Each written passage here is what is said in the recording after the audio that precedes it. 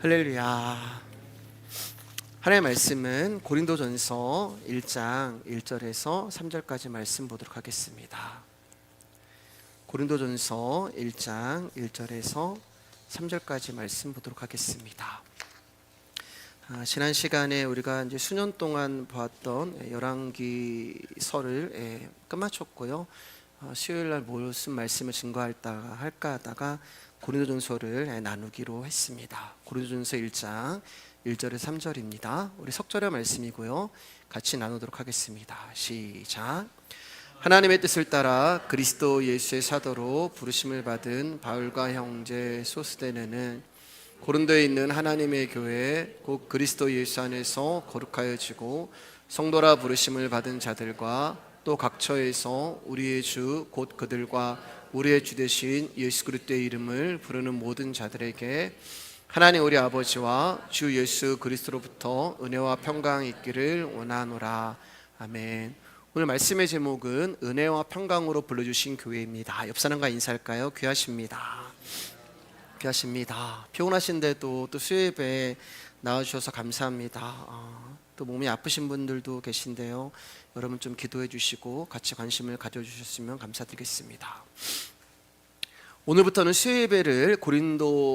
수요예배마다 고린도서를 나누려고 합니다. AD 50년경, 그러니까 제2차 전도여행 때 바울이 고린도 지역을 방문했습니다. 바울은 고린도에서 브루스길라와 아굴라라고 하는 부부를 만나게 됐고, 이들 부부는 바울의 신실한 동역자가 되었습니다. 바울은 브루스길라와 아굴라 부부와 함께 고린도에서 생활을 하며 1년 6개월 동안 회당에서 말씀을 강론하며 복음을 증거했어요.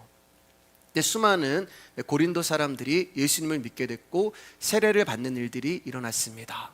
그리고 이 일로 인하여서 고린도 교회가 세워지게 되었어요. 그런데 그러한 바울을 마음에 들지 않았던 유대인들은 바울을 대적하며 바울을 아기야의 총독 갈리오 앞으로 끌고 가서 이 사람이 율법을 어기면서 하나님을 경외하라고 사람들을 권한다라는 제목으로 고소를 하게 됩니다. 그리고 결국 바울은 모세의 율법을 어긴 자라는 제목으로 고린도를 떠나 여러 지역으로 거쳐 에베소에 가게 돼요. 그래서 사도행전 19장 1절 말씀 그냥 쭉 넘겨주세요. 이제 에베소에서 3년을 머무르면서 복음을 전하고 말씀을 가르쳤습니다. 사도행전 20장 31절 말씀을 보면 3년이나 에베소에서 이제 밤낮 사도 바울의 말씀을 가르쳤어요.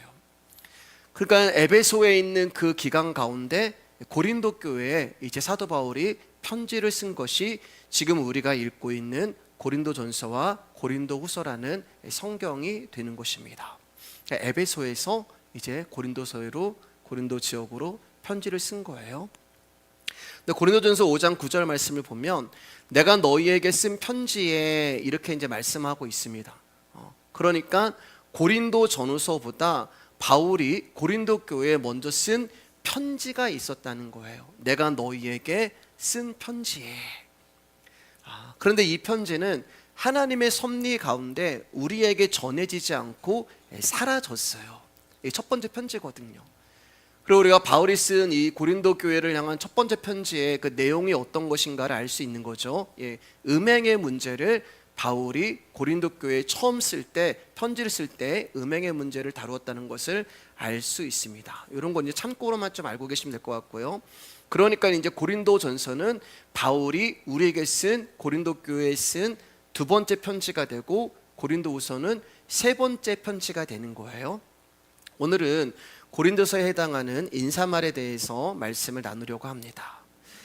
여러분, 고린도 교회는 문제가 많은 교회였어요. 한마디로 골칫거리가 가득한 교회가 고린도 교회였습니다. 바울은 에베소에서 고린도 교회에 나타난 문제에 대한 소식을 인편과 서식 등의 경로를 통하여 듣게 됩니다. 바울이 들은 고린도 교회의 문제는 교인들끼리 바울파요, 아볼로파요, 베드로파요, 심지어 그리스토바라는 파벌이 생겨났다는 것이고 교회 안에서.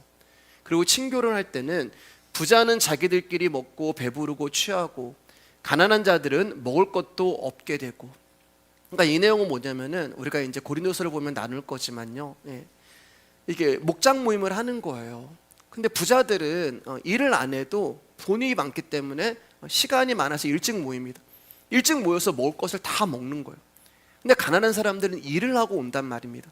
부자들이 먹을 것을 남겨놓지 않은 거예요. 이것 때문에 이제 다툼이 일어나기 시작합니다. 교회 안에 음행이 있었고요. 또 그 음행한 자들을 용납하는 일들이 일어났고, 교인끼리 문제를 세상의 법정에 소송하고, 결혼 문제, 우상 제물에 대한 문제, 부활에 관한 문제, 또 어떤 자들은 자유라고 하면서 쾌락을 추구하고, 또 어떤 자들은 금욕주의로 나가고, 은사를 받은 자들은 자기들의 은사가 최고라고 교만하여지고, 심지어 바울을 향하여서는 바울은 그리스도의 사도가 아니다라고 하는 이런 문제들이 고린도 교회 안에 넘쳐나고 있었던 거예요. 자, 그럼 바울 사도는 고린도 교회에서 발생한 수많은 문제를 어떻게 해결을 했을까? 구체적인 법을 세우고 규칙을 세워서 치리하고 징계를 했을까요? 아니면 서로 양보해라, 서로 용서해라, 서로 사랑하면서 겸손하게 마음을 비우라고 이야기를 했을까요? 그러나 아쉽게도 그러한 내용은 고린도서에 단 한 군데도 기록되어 있지 않습니다. 이 말은 무슨 말이냐면은, 바울은 고린도 교회의 여러 문제에 대해 언급을 하면서도 무엇이 옳은 것이고 무엇이 그르다는 기준과 구체적인 문제 해결에 대한 답을 주지 않고 있다는 거예요. 다시 말해서 바울은 교회에 있는 문제가 해결이 되어 고린도 교회가 안정적으로 유지가 되는 것에 관심이 없었단 말입니다. 그러니까 고린도서는 고린도 교회의 문제의 해결을 위한 목적으로 쓰여진 편지가 아니라는 거예요. 우리는 교회에 어떤 문제가 발생을 하게 되면 이 문제를 어떻게 해결할 수 있는지에 대한 방법을 찾습니다. 그 문제를 해결하여 하루속히 교회를 안정화하는 것이 목사의 능력이고 교인들의 관심이 되는 거예요. 근데 바울은 그런 식으로 고린도 교회의 문제를 해결하지 않았다는 것입니다. 자, 그럼 바울은 어떤 식으로 고린도 교회에 답을 제시했을까? 그것은 무엇이 복음으로 사는 것인가?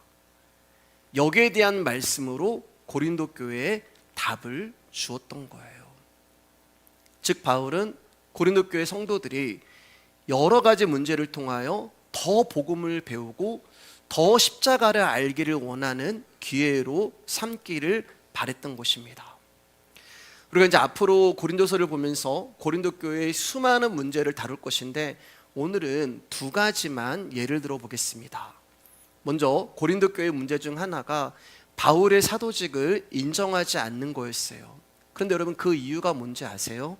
바울이 말을 잘하지 못한다는 것이었습니다. 고린도후서 10장 10절입니다. 시작. 그들의 말이 그의 편지들은 무게가 있고 힘이 있으나 그가 몸으로 대할 때는 약하고 그 말도 시원하지 않다 하니, 그러니까 바울의 서신을 보면은 무게가 있고 힘이 있다 이렇게 얘기해요. 이런 표현을 쓰는 것은 고린도 지역의 그 사람들이 학문이 굉장히 뛰어난 사람들이었어요.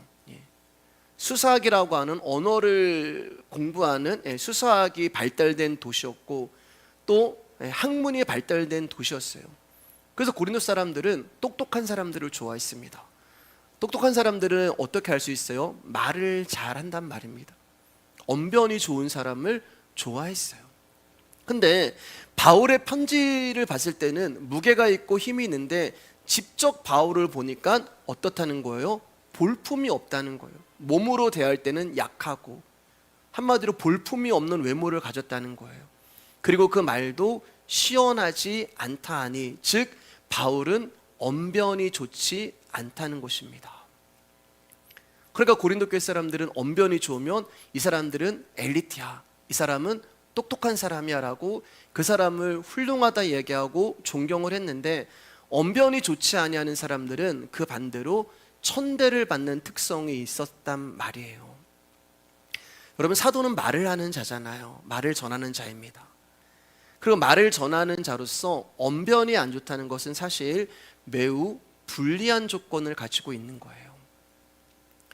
교회에서도 목사를 청빙할 때는 설교라는 테스트를 통하여서 그 목사가 설교를 잘하는지 못하는지를 판가름 합니다. 근데 문제는 설교의 내용을 보는 것이 아니에요. 사실 여러분, 설교가 다 거기잖아요. 그럼 뭘 보냐? 그 목사가 얼마나 좋은 목소리를 가지고 있고 얼마나 좋은 톤을 가지고 있고 휘황찬란한 미서어구와 유능한 언변을 구사하는가, 거기에 더 높은 점수를 줍니다. 여러분, 오늘날도 이런데 당시 철학과 언어를 구사하는 수사하게 발달한 고린도에서는 얼마나 이 부분을 중요하게 생각을 했겠어요. 그런데 바울은 외모도 볼품없고 말도 어눌하고 잘하지 못했다는 거예요. 그래서 이런 이유로 바울은 그리스도의 사도가 아니야 라고 하는 의심과 의문이 생겼던 것입니다. 바울은 1절에서 분명하게 자신이 하나님의 뜻을 따라 그리스도의 예수의 사도로 부르심을 입었다라고 말씀하고 있어요. 이 말은 내가 사도가 되고 싶어서 된 것이 아니다라는 말이에요. 즉 하나님이 바울을 부르셨을 때는, 하나님이 바울을 사도로 부르셨을 때는 바울의 말이 어눌하고 시원치 않고 언변이 변변치 못했다는 것을 하나님은 이미 알고 계셨어요. 그럼에도 불구하고 바울을 사도로 부르신 것은 인간의 재능이, 또 사람의 언변이 복음을 전하는데 전혀 도움이 되지 않기 때문에 그렇습니다. 출애굽기 4장 10절입니다. 시작. 모세가 여호와께 아뢰되 오 주여, 나는 본래 말을 잘하지 못하는 자니이다. 주께서 주의 종에게 명령하신 후에도 역시 그러하니 나는 입이 뻣뻣하고 혀가 둔한 자니이다. 하나님이 모세를 부르시고 당신이 함께 하시고 일하신다는 표적을 보여주셨음에도 불구하고 모세는 여전히 자기 걱정에 붙들려 있습니다. 그 걱정이 뭐예요? 자신은 본래 말을 잘하지 못한다는 것입니다. 이스라엘 자손에게 가서, 이스라엘 백성에게 가서 하나님의 말씀을 전하라면 말을 잘해야 하는데 자신은 입이 뻣뻣하고 혀가 둔하다는 거예요. 그런데 이게 사람의 착각이란 말입니다. 왜냐하면 이스라엘 자손이 하나님의 말씀을 받아들이고 순종하는 것은 하나님이 하시는 일이지 모세의 말재주에 있는 것이 아니란 말이에요. 우리 11절 12절입니다. 시작. 여호와께서 그에게 이르시되 누가 사람의 입을 지었느냐? 누가 말 못하는 자나 못 듣는 자나 눈 맑은 자나 맹인이 되게 하였느냐? 나 여호와가 아니냐? 이제 가라. 내가 내 입과 함께 있어서 할 말을 가르치리라. 우리는 내가 말하고 내가 보고 내가 듣는다고 생각을 해요. 하지만 여러분, 나의 것은 없습니다. 우리가 주일마다 갈라디아서를 보지만 복음에는 사람이 없다고 말씀드렸잖아요. 사람에게서 난 것도 아니요, 사람으로 말미암은 것도 아니요. 하나님 앞에서, 복음 앞에서 나라는 존재는 없는 거예요. 입도 하나님이 지으셨고 눈도 하나님이 지으셨고 귀도 하나님이 지으셨기에 하나님의 주관 아래 우리는 존재할 뿐이에요. 그러므로 모세가 자신이 말을 해야 하고 자신의 말재주로 이스라엘 자손을 설득시켜서 애굽에서 나오게 해야 한다고 생각하는 것은 하나님의 일하심을 인정하지 못하는 불신앙이 되는 거예요. 모세는 그저 하나님이 전하라고 하는 그 말씀만 전하면 되는 거예요.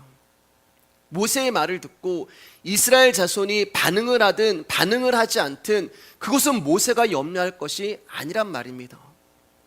왜냐하면 말씀을 들은 이스라엘이 말씀 앞에 순종하는 것은 하나님이 일하신 결과이지 모세가 말을 잘하고 못해서 되어진 결과가 아니란 말이에요.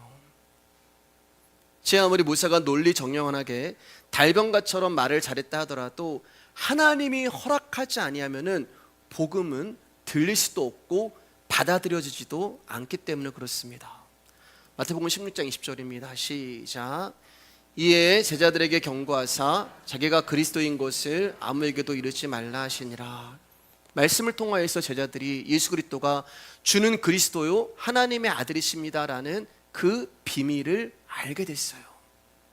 그러자 예수님이 제자들에게 내가 그리스도라는 것을 너희는 누구에게도 이르지 말라라고 경고를 하십니다. 여러분, 예수님 왜 제자들에게 이렇게 경고를 하시고 부탁을 하시는 것일까요?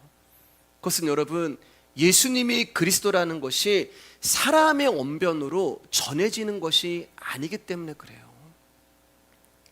여러분, 제자들이 사람들에게 자신들이 깨달은 이 비밀을 어떻게 전할 수가 있겠어요? 아, 예수님이 진짜 하나님의 아들이구나, 예수님이 진짜 그리스도구나. 제자들이 말씀을 들음으로 말미암아, 예수님의 말씀을 그들이 들음으로 말미암아 그들의 눈이 밝아져서 그들의 귀가 열림으로 예수님이 하나님의 아들임을 알게 되었어요.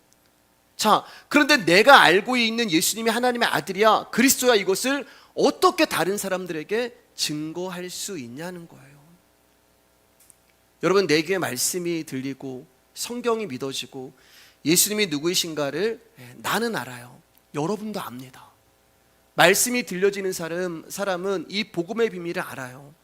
그런데 이 비밀을 어떻게 설명하실 수 있냐는 거예요. 말씀을 들을 때마다 복음이 무엇인지, 예수님이 누구인지 조금씩 알아갑니다. 완벽하게 설명하기는 어렵지만, 아직도 희미하지만 영적인 비밀이 무엇인지, 그리고 말씀이 왜 복음이고 말씀이 왜 예수님이신지 조금씩 우리는 알아가고 있어요. 그리고 그 말씀이 믿어져요. 그런데 답답한 것은, 나는 아는데 내 안에 있는 이것을 좀 이렇게 얘기를 해주고 싶은데 이게 안 나온단 말이에요. 그리고 언어가 달라요. 생각하는 게 달라요. 그렇기 때문에 서로의 말이 같지 않습니다. 나는 내 안에 있는 예수님을 설명하고 싶은데 이 예수 그리스도를 설명하기가 쉽지 않단 말입니다. 다 경험하셨을 거예요. 여러분, 복음은 영적인 것입니다. 영적이라는 말은 보이지 않는 거예요. 말씀이 존재고 믿음이 존재고 은혜가 존재라고 말씀을 드렸습니다. 존재는 계시는 거예요. 존재는 분명히 있는 것을 말해요. 근데 안 보여요. 이상하잖아요, 여러분. 존재는 분명히 있는 것인데 안 보여요. 말씀은 보이지 않습니다. 믿음은 보이지 않아요. 은혜는 보이지 않아요. 근데 말씀은 분명히 있고 은혜는 분명히 있고 믿음은 분명히 있어요. 마리아가 아기를 낳는데 남편이 없다라고 말씀을 드렸잖아요. 처녀가 아기를 낳았어? 그럼 이 아기가 어떻게 생겼어요? 남편이 있기 때문에 아기가 생겼단 말입니다. 근데 그 남편이 안 보여요. 이걸 어떻게 설명을 하시냐고요, 여러분. 우리는 알잖아요. 아시죠, 다들? 네, 아시잖아요, 여러분. 근데 이것을 설명하는 거예요. 자, 여자가, 처녀가 아기를 낳았어. 근데 남편은 있어. 그 남편이 누군데? 남편은 있는데 남편이 안 보인단 말입니다. 안 보이는데 있고 없는데 계시고, 남편이 있다는 증거가 우리와 함께 대하시는 임마누엘 예수님으로 증명이 되어 보인단 말입니다. 이러한 영적인 원리를 어떻게 설명을 하실 수 있냐는 거예요. 차라리 눈에 보이고 손에 잡히고 느껴지는 것이라면 얼마든지 설명하고 전할 수가 있어요. 그런데 여러분이 누군가를 만나서 보이지도 않고 잡히지도 않으면 느낄 수도 없는 믿음이 존재고 말씀이 존재고 은혜가 존재라는 것을 어떻게 설명하실 수 있냐는 것입니다. 그래서 거기서 뭐가 오냐면은 부딪힘이 와요. 복음을 전하다 보면 부딪힘이 옵니다. 왜냐면 나는 보이는데 이 사람은 몰라요. 나는 믿어지는데 이 사람은 안 믿어지는 거예요. 그리고 거기서 단절이 와요. 그래서 예수님이 내가 화평을 주러 온 줄로 생각하지 말라. 화평이 아니요 검을 주러 왔노라. 왜냐면 예수님이 내가 당신이 주시는 화평이 있는데 사람들이 원하는 화평이 있단 말입니다. 그게 달라요. 하나님 우리 가운데 주시는 것과 사람들이 원하는 것이 달라요. 근데 예수님이 우리 가운데 뭘 주신대요? 검을 주시는 거예요. 그러니까 여러분, 복음은 우리를 하나로 만드는 것이 아니에요. 말씀이라는 좌우의 날성검으로 믿는 자와 믿지 아니하는 자로 나누는 일을 하시는 것이 바로 복음이 하시는 일입니다. 예수님이 제자들에게 아무에게도 당신이 그리스도라는 것을 알리지 말라는 뜻은 그리스도는 오직 예수님이 택하시고 부르신 자들만 알게 된다는 것입니다. 즉 우리의 언어로, 우리의 기술로 그분을 증거하고 증명하는 것이 아니라 성령님에 의해서 말씀이 들려지고 예수가 믿겨지는 기적적인 역사가 오직 택하신 자녀들을 불가항력적인 은혜로 밀고 들어오시는 하나님의 부르심의 은총으로 알게 된다는 것을 말씀하고 계시는 거예요. 하나님의 영이 제자들 안에 들어가셔서 알게 하시고 깨닫게 하신 것처럼 그리스도는 오직 하나님이 당신 자신을 주신 당신의 백성들만 그리스도를 안다는 거예요. 그렇기 때문에 너희들 누구한테 가서 내가 예수님이 그리스도야 그런 말 안 해도 돼, 그렇게 경고하시는 거예요. 디모데후서 4장 2절입니다. 시작. 너는 말씀을 전파하라. 때를 얻든지 못 얻든지 항상 힘쓰라. 범사에 오래 참음과 가르침으로 경책하며 경계하며 권하라. 여러분, 때는 사람에게 있는 것이 아니라 하나님께 있는 거예요. 때는 사람의 외모와 재능과 능력이 있는 것이 아니라 하나님께 있는 것입니다. 그렇기 때문에 바울은 자신의 말이 어눌하고 언변이 시원치 못해도 때를 얻든지 못 얻든지 간에 사람들이 나를 향하여서 사도직을 의심하든지 그렇지 않던지 간에 사람들이 나를 향하여서 외모가 볼품없고 말이 어눌하다고 하든지 말든지 간에 바울은 오직 그분의 말씀만, 그분의 복음만, 그분의 예수만 전하는 거예요. 그리고 그 다음 일은 바울의 일이 아니란 말입니다. 그 다음 일은 모세의 일이 아니란 말입니다. 그 다음의 일은 저와 여러분의 일이 아니에요. 하나님이 하시는 것입니다. 살아있는 하나님의 말씀이 복음을 들은 저와 여러분에게 일하신 것처럼 그 말씀이 저와 여러분의 귀를 뚫고 심장을 뚫고 들어가서 혼과 영과 및 관절과 골수를 찔러 쪼개기까지 하며 또 마음의 생각과 뜻을 판단하시는 역사가 일어나는 거예요. 즉 말씀이 일을 하시는 것이지 사람이 일을 하는 것이 아니란 말입니다. 그런데 고린도 교회는 사람의 재능을 바라봤던 거예요. 그 이유는 재능이 있어야 복음이 효과적으로 전파될 수 있고 재능은 곧 하나님이 주신 능력이라고 생각을 했기 때문에 그래요. 그것이 바로 애굽적인 생각입니다. 왜냐하면 이 세상은 재능이 없으면 살아갈 수가 없어요. 그리고 세상은 재능이 있는 인재를 원합니다. 재능이 있는 자가 재능이 없는 자보다 더 많은 일을 할 수 있는 것은 당연한 거예요. 그래서 이 세상 사람들은 재능을 갖추기 위해서 여기저기 학원도 다니고 많은 것을 공부하고 많은 노력을 합니다. 그러나 그것은 세상에서 생존을 위해서 살아가는 사람들에게 해당하는 얘기고 교회는 그렇지 않다는 거예요. 여러분, 교회는 하나님이 세우셨고 하나님이 지키시는 것입니다. 교회는 인간을 도구로 삼아서 뭔가를 보여주고 가르치는 곳이 아니에요. 또 교회는 인간에게 재능을 주셔서 그 재능으로 일하도록 하시는 것이 아니에요. 그렇다고 재능이 없는 자만 골라서 일을 하시냐? 그것도 아니에요. 재능이 있든 없든 그 사람이 자기에게 있는 것을 의지하지 않고 주님만 의지한다면 그 사람은 주님 앞에 미련하고 약한 자로 서 있는 거예요. 그런데 하나님은 그 미련하고 약한 자를 부르셔서 스스로 지혜 있는 척하는 사람들을 부끄럽게 하시는 것입니다. 고린도전서 1장 27절 28절입니다. 시작. 그러나 하나님께서 세상의 미련한 것들을 택하사 지혜 있는 자들을 부끄럽게 하려 하시고 세상의 약한 것들을 택하사 강한 것들을 부끄럽게 하려 하시며 하나님께서 세상의 천한 것들과 멸시받는 것들과 없는 것들을 택하사 있는 것들을 폐하려 하시나니. 바울은 자신이 하나님의 뜻에 부르심을 입었기 때문에 자신은 인간을 기쁘게 하고 인간을 만족시키기 위해서 부름받은 것이 아니고 오직 하나님을 기쁘시게 하기 위해서 부름받았다는 것을 잘 알고 있었어요. 그래서 바울은 고린도 교회가 자신을 향하여서 언변이 좋지 않다고 배척함에도 불구하고 그는 말을 잘하기 위해서 어떤 노력을 하지 않았습니다. 그는 언변을 기르기 위해서 어떤 수단이나 방법을 강구하지도 않았어요. 왜냐하면 바울의 말이 어눌하고 언변이 좋지 않으므로 그리스도의 복음이 증거되고 전파되는 것이 막히거나 중단되는 것이 아니기 때문에 그렇습니다. 또 고린도 교회에 발생한 파벌의 문제에 대해서 바울은 교회에 파벌이 있으면 안 된다 이렇게 이야기하지도 않았어요. 우리는 교회 분쟁이 있고 파벌이 있으면은 교회 분쟁이 있으면 안 됩니다, 파벌이 있으면 안 됩니다 이렇게 얘기하잖아요. 근데 바울은 그렇게 말하지 않았어요. 물론 교회에 파벌이 있으면 안 됩니다. 그러나 파벌이 존재하는 것 또한 교회라는 거예요.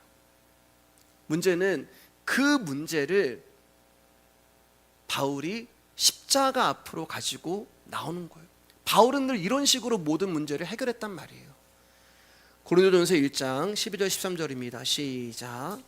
내가 이것을 말하거니와 너희가 각각 이르되 나는 바울에게, 나는 아볼로에게, 나는 게바에게, 나는 그리스도에게 속한 자라 한다는 것이니 그리스도께서 어찌 나뉘었느냐? 바울이 너희를 위하여 십자가에 못 박혔으며 바울의 이름으로 너희가 세례를 받았느냐? 고린도 교회 사람들은 내가 속한 조직이 최고라고 이야기를 합니다. 나는 바울파야. 바울파에서 안 된 사람들은 아볼로파가 됐고, 아볼로파에서도 안 된 사람들은 게바파가 됐고, 베드로파가 됐고, 이거저것도 안 된 사람들은 예수님이 최고야라면서 그리스도파를 만들어 버린 거예요. 그러니까 교회 안에서 서로 경쟁을 하기 시작하고 다른 조직을 업신여기기 시작했습니다. 그들을 향해서 바울이 이야기하는 거예요. 그거는 정당하지 않아. 그렇게 얘기하지 아니하고 그리스도께서 우리가 서로 나누어 가지도록 조각조각 갈라지셨느냐? 내가 여러분들을 위해서 십자가에 달렸느냐? 여러분 가운데 바울의 이름으로 세례를 받은 사람이 있느냐? 너희를 위하여서, 고린도 교회 성도들을 위하여서 예수 그리스도가 십자가에 죽으셨고 예수님의 이름으로 너희들이 세례를 받았다는 것입니다. 이처럼 바울은 교회 안에 있는 파벌의 문제를 예수님의 십자가에 못 박힌 사건 안으로 가지고 와서 해결을 하는 거예요. 즉 파벌을 통해서라도, 분쟁을 통해서라도 교회가 배워야 하는 것은 십자가라는 것을 증거하고 있는 것입니다. 이 부분에 대해서는 이제 다음 주에 이 파벌에 대해서는 좀 자세하게 나누도록 하겠습니다. 우리 3절 말씀입니다. 시작.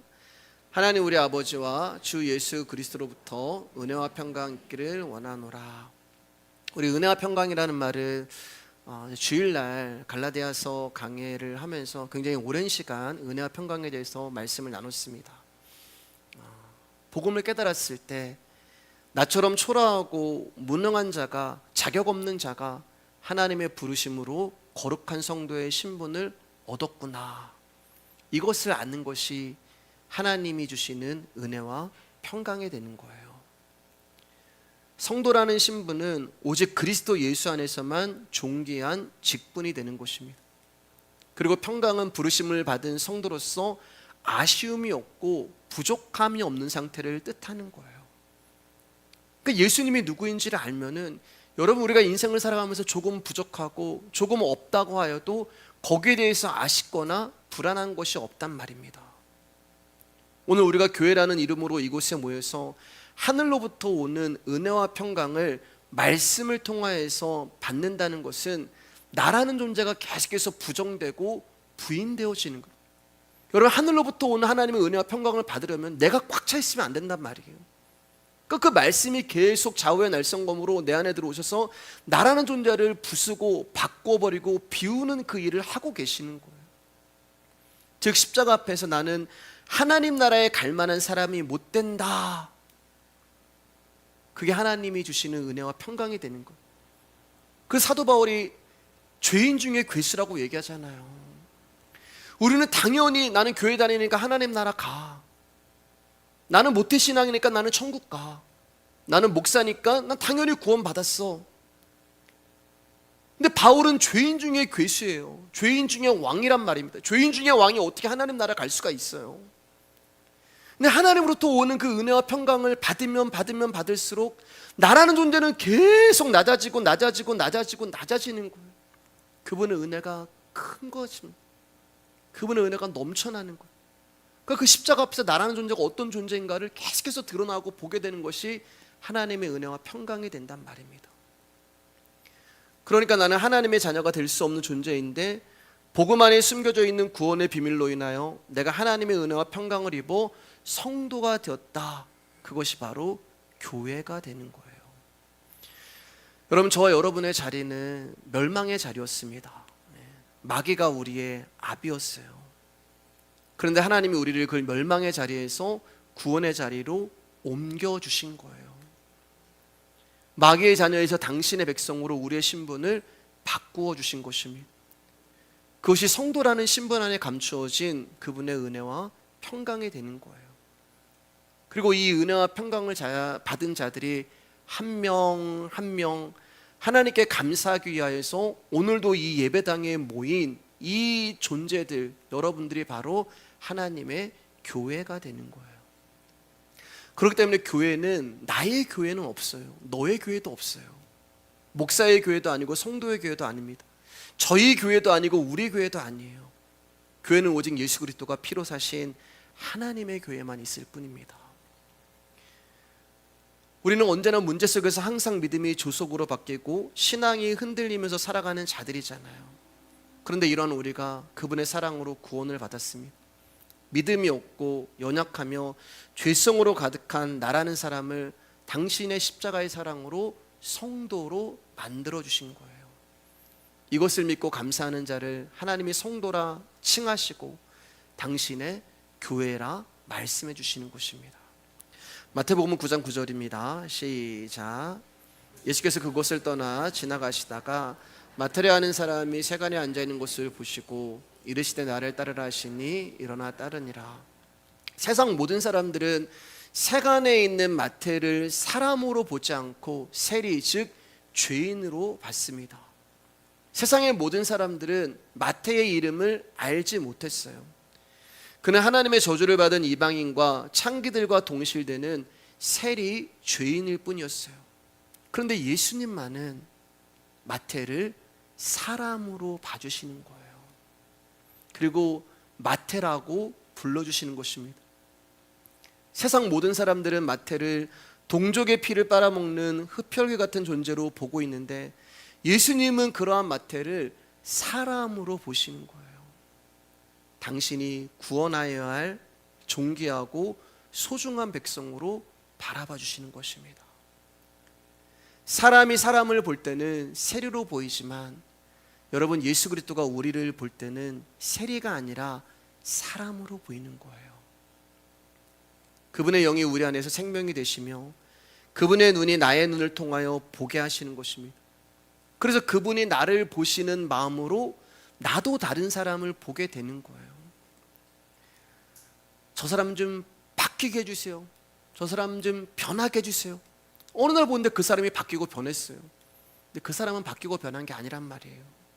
하나님이 내 마음을 바꿔주시는 것입니다. 내 안에 계신 예수 그리스도가 그 사람을 당신의 눈으로 보게 하시고 당신의 눈으로 바라보게 하시는 거예요. 여러분, 내가 나의 눈으로 다른 사람을 보면은 우리 안에 있는 죄라는 속성은 그 사람을 나쁘고 부정적이고 안 좋은 면만 보게 하시지만 우리를 용서하시는 그분의 눈으로 그 존재를 보면은 불쌍한 사람으로 보이는 거예요. 긍휼한 사람으로 보이는 거예요. 왜냐하면 예수 그리스도가 우리를 그렇게 보시기 때문에 그렇습니다. 모든 사람들이 다 세리로 보고 죄인으로 봤는데 예수님의 마태를 보실 때는 불쌍한 사람으로 보이는 거예요. 긍휼한 사람으로 보이는 거예요. 당신의 용서와 당신의 사랑에 필요한 사람으로 보이는 거예요. 그래서 예수님의 눈에는 이 마태가 사람으로 보이는 것입니다. 여러분, 예수님이 우리를 사람으로 보시고 성도라 불러주시는 그 이유가 예수님이 우리를 그렇게 보시기 때문에 그래요. 그러한 자들이 모여서 하나님의 교회가 된 것입니다. 교회는 건물이 아니에요. 교회는 조직도 아닙니다. 교회는 사람입니다. 보잘것없는 물고기 2마리야 보리떡 5개와 같은 우리가 그분의 손에 올라가면은 사람이 되는 거예요. 여러분, 우리 교회가 겨울에 참 춥잖아요. 네. 건물이 오래된 건물이고 창문도 하나밖에 없기 때문에 아무리 히터를 돌리고 난방기구를 수대 갖다 놓고 돌려도 한기가 가시지 않아요. 그래서 겨울에 보통 이제 예배 시간 2-3시간 전에 와서 히터를 틀어놓습니다. 주일에도 제가 아침 일찍 와서 히터를 틀어놓고 갔다 오고 막 이러거든요. 아무리 틀어도 안 따뜻해져요, 이상하게. 그래서 제가 어느 날 놀라운 진리를 발견했어요. 제가 아무리 몇 시간 전에 히터를 틀어놔도 예배당이 추운데 신기한 것은 성도님들이 한 분 한 분씩 오시면 예배당이 따뜻해지더라고요. 훈훈해지더라고요. 그때 제 입술에서 툭 하고 튀어나온 말이 있는데, 아, 사람이 교회구나. 교회가 사람이구나. 이처럼 하나님의 교회는 하나님의 선택과 부르심이라는 방법을 통해서만 만들어지는 것입니다. 그런데 그리스도를 구원자로 믿는 것을 거부하는 사람들이 있어요. 그 사람들이 주장하는 것이 자유의지입니다. 즉 하나님은 인간에게 자유의지를 허락하셨고 인간은 자유의지로 선과 악을 택할 수 있으며 그에 대한 책임은 사람에게 있다는 것입니다. 따라서 하나님의 선택과 부르심으로 구원을 얻는 것이 아니라 예수를 구원자로 믿든 믿지 않든 그것은 사람 안에 있는 자유의지의 선택이고 그 선택에 의해서 구원도 받고 심판도 받는다는 거예요. 그런데 여러분, 그 사람들의 주장대로라면은 하나님의 선택과 부르심, 즉 예정과 섭리는 우리의 자유의지에 대해서 어떨 때는 변경이 되고 어떨 때는 바뀌게 된다는 거예요. 근데 이 부분 말씀 나누고 마치도록 하겠습니다. 로마서 3장 3절입니다. 시작. 어떤 자들이 믿지 아니하였으면 어찌하리요? 그 믿지 아니함이 하나님의 믿으심을 패하겠느냐? 하나님이 유대인들에게 말씀을 맡기시기 위하여서 말씀이 육신이 되어서 그들을 찾아가셨죠. 그런데 그들이 말씀을 맡기는커녕 말씀으로 오신 그분을 십자가에 못 박아 죽여버렸어요. 큰일이 났어요. 하나님의 계획이 차질이 생겼습니다. 하나님의 원래 계획은 말씀이라는 당신의 아들을 유대인들 가운데 주셔서 그들이 그 말씀을 아멘 감사합니다 받아들이는 거였는데 그들이 그 말씀을 거부하고 그 말씀을 십자가에 때려 죽였단 말입니다. 하나님의 계획이 틀어졌어요. 여러분, 이 말은 유대인들에게 말씀을 맡기는 것이 하나님의 계획이었는데 그들이 말씀이신 예수님을 죽여버림으로 말미암아 하나님의 계획이 실패하게 되었다는 것입니다. 야, 이놈들아, 내 뜻도 모르고 내가 나의 아들을 주려고 했는데 너희들은 나의 이 깊은 뜻도 모르고 내 아들을 거부하고 죽였으니 이제 어떻게 할 거냐? 내 뜻이 차질이 생겼고 내 계획이 실패가 되었다. 논리적으로는 그런 그림이 된단 말입니다. 근데 여러분, 이게 실패인가요? 하나님 정말 실수하신 건가요? 유대인들이 말씀을 죽이심으로 하나님의 뜻과 계획이 물거품이 되어 버린 건가요? 말씀이 죽음으로 말미암아 사단이 승리를 한 건가요? 발꿈치 문 거란 말입니다. 제가 발꿈치 물렸으면 어떻게 해야 된다고 말씀드렸어요? 거기에 밴드 하나 붙이면 돼요. 하나님은 실패하지 않습니다. 하나님은 실수하지 않아요. 예수님이 죽으셨기 때문에 그런 복음이 이제는 전파가 안 되는 것인가? 왜냐하면 하나님의 계획이 실패했기 때문에. 그렇지 않다는 거예요. 그래서 바울이 사람들이 말씀을 믿지 않는다고 해서 하나님의 섭리와 신실하심이 무효가 되겠느냐, 그렇게 말씀하고 계시는 거예요. 여기 믿부심이라는 단어가 나오잖아요. 믿부심이라는 단어는 신실하시다라는 뜻인데 더 정확한 뜻은 믿음이 되는 거예요. 믿음, 하나님의 믿음. 그러니까 결국 하나님의 믿음이라는 것은 하나님의 계획과 소원을 말하는 것입니다. 그런데 유대인들이 말씀을 믿지 않았기 때문에 그들을 향한 하나님의 계획과 하나님의 소원이 실패가 되고 물거품이 되는 것인가? 아니란 말이에요. 사람들이 믿건 사람들이 안 믿건 그것과 상관없이 하나님의 뜻과 계획은 그분의 소원과 섭리는 절대 실패할 수도 없고 실수가 일어날 수도 없다는 것입니다. 그러니까 유대인들이 예수를 거부하고 안 믿고 죽인 것도 하나님의 계획 안에 들어가 있는 것이란 말이에요. 절대 그들이 자유의지를 가지고 말씀을 믿을지 안 믿을지를 선택한 것이 아니란 말이에요. 즉 이 세상에 어떤 인간 어느 누구도 말씀이신 예수님을 내가 선택하고 선택하지 말아야지, 그런 인간은 한 명도 없단 말입니다. 로마서 3장 9절입니다. 시작. 그러면 어떠하냐? 우리는 나으냐? 결코 아니라 유대인이나 헬라인이나 다 죄 아래 있다고 우리가 이미 선언하였느니라. 여러분, 사람은요, 유대인이나 헬라인이나 다 죄 아래 있는 거예요. 율법을 받은 자나 유대인이나 율법을 받지 아니하는 헬라인이나 다 죄 아래 있어요. 모든 사람들이 죄인이란 말이에요. 여러분, 죄인이란 말은 죄에 묶여 있는 자를 말하는 것입니다. 죄인은 자유가 없어요. 죄인은 묶여 있기 때문에 자유가 없어요. 그런데 죄인인 우리가 무슨 나의 자유의지를 이야기를 하고 나의 자유의지를 가지고 예수님을 믿을지 안 믿을지를 선택하고 결정을 하고 나의 자유의지를 가지고 선악과를 내가 따먹을 수도 있고 안 먹을 수도 있고 그런 거 아니란 말입니다. 로마서 3장 4절입니다. 시작. 그럴 수 없느니라. 사람은 다 거짓되되 오직 하나님은 참되시다 할지어다. 기록된 바 주께서 주의 말씀에 의롭다함을 얻으시고 판단받으실 때에 이교하심이라 함과 같으니라. 그럴 수 없느니라. 왜요? 사람은 다 거짓되기 때문에 그래요. 여기 거짓되다라는 말은 거짓말쟁이라는 말이 아니에요. 어리석고 무식해서 자기 마음에 옳다고 생각하는 것을 진리라고 믿고 행하는 자를 거짓이라고 이야기하는 것입니다. 쉽게 말해 4절은 모든 인간은 다 거짓인데 오직 하나님만이 참이라는 거예요. 그러니까 3절과 4절을 연결하면 이런 내용이 되는 거예요. 하나님의 말씀을 맡았던 유대인들이 정작 하나님을 믿지 않은 것은 하나님의 실패를 의미하는 것처럼 보이나 그게 아니다. 이 모든 것은 인간들의 거짓됨과 어리석음 그리고 무력함이 확인이 되고 오직 하나님만이 참이시며 당신의 뜻을 신실하게 성취해내시는 분임을 드러나게 하기 위한 하나님의 믿음, 즉 계획과 섭리라는 뜻이 되는 거예요. 여러분, 우리가 인생을 살아갑니다. 세상을 살아갑니다. 바닷속에 있는 그물 안에 있는 물고기가 우리의 인생이고 우리의 삶이에요. 여러분, 그물이 바닷속에 있을 때는 마치 물고기에게 자유가 있는 것처럼 보여요. 그렇잖아요, 여러분. 그 안에서 바다 안에 그물이 쳐져 있는데 그 그물이 바다 안에 있을 때는 물고기들이 다 자유가 있는 것 같아요. 그물 안에 있는 걸 몰라요. 그물이라고 하는 세상 안에서 물고기들이 사랑도 하고 전쟁도 하고 미워도 하고 질투도 하고 시기도 하고 일도 하고 그러나 역시 그물 아니라는 거예요. 그들이 아무리 힘이 있고 능력이 있고 권능이 있어도 그들은 그물 아니라는 것입니다.